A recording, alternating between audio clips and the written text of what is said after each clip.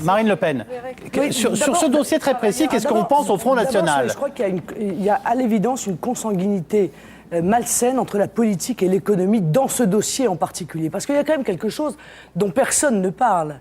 C'est de M. Forgeard. Or, M. Forgeard, tout le monde sait très bien qu'il a été placé à EADS par la volonté de Jacques Chirac. Voilà, elle est là la réalité. Or, M. Forgeard, et là je rejoins Mme Laguillet, je suis désolé. M. Forgeard, lui, il est parti avec un parachute doré, alors que ce sont les salariés qui ont payé en partie les conséquences de son activité, manifestement, qui n'était pas positive. Donc ça, c'est une chose. Deuxièmement, il y a des logiques d'État. Et là, je suis parfaitement d'accord avec l'intervenante tout à l'heure. Il y a des logiques d'État qui interviennent. Alors toi, tu auras ça, tu construiras ça, puis moi, je construis ça. Et tout ça, ça négocie en diplomatie, alors qu'en réalité, si l'État doit porter le projet, eh bien, le rôle de l'État, ça n'est pas de construire des avions. Je comprends comment dire, le but que vous poursuivez, mais on ne va pas pouvoir étatiser toute l'économie pour pouvoir l'empêcher de passer, par exemple, sous pavillon étranger. Alors oui, il faut absolument qu'on puisse mettre en place des mesures incitatives pour obtenir un actionnariat populaire. Ça, c'est une évidence. Mais ça veut dire que le seul endroit où il n'y a pas de préférence nationale, c'est l'univers de l'entreprise? Écoutez, il faut aussi, écoutez-moi, il faut aussi que l'arbre ne cache pas la forêt. D'accord?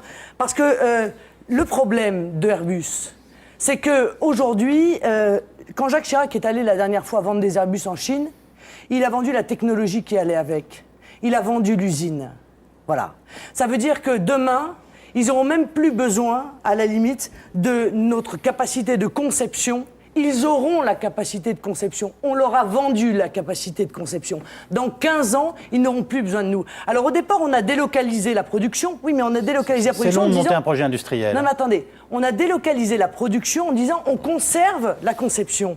Le problème, c'est que maintenant, on est en train de vendre la conception. Et il ne faut pas croire que les ingénieurs chinois sont plus idiots ou moins compétents que les ingénieurs français ou les ingénieurs indiens. Ils le sont tout autant. Et demain, eh bien, on assistera aussi à la délocalisation de la conception. C'est ça l'arbre. Et Airbus, c'est l'arbre qui cache la forêt. Est-ce que vous pensez qu'il faut laisser les industriels se débrouiller, puisque globalement, la majorité des partis politiques dans ce pays en ce moment disent en tout cas, on doit être de la partie on, entre guillemets, l'État, les contribuables, certains proposent même les régions, donc voilà. Oui. Est-ce que vous pensez qu'ils doivent se débrouiller entre les industriels? À un moment, il faut arrêter de mentir aux gens, si vous voulez. Parce que l'idée de la participation des régions, c'était 1%. Est-ce que vous croyez objectivement que ça va changer quelque chose?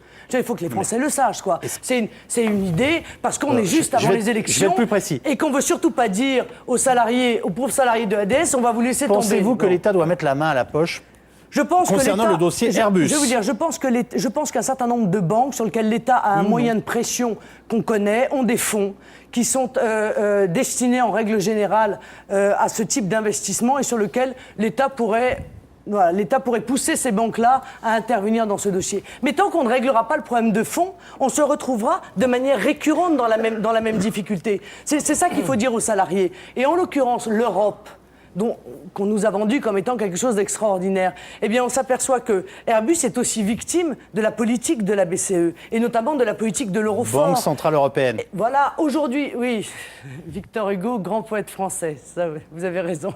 Et en l'occurrence, on le dit à chaque fois que le dollar perd 10 centimes, eh bien Airbus perd, je crois, 2 milliards d'euros. Bon, bah oui, d'accord, mais en l'occurrence, je veux dire, c'est évidemment un inconvénient qui est un inconvénient majeur.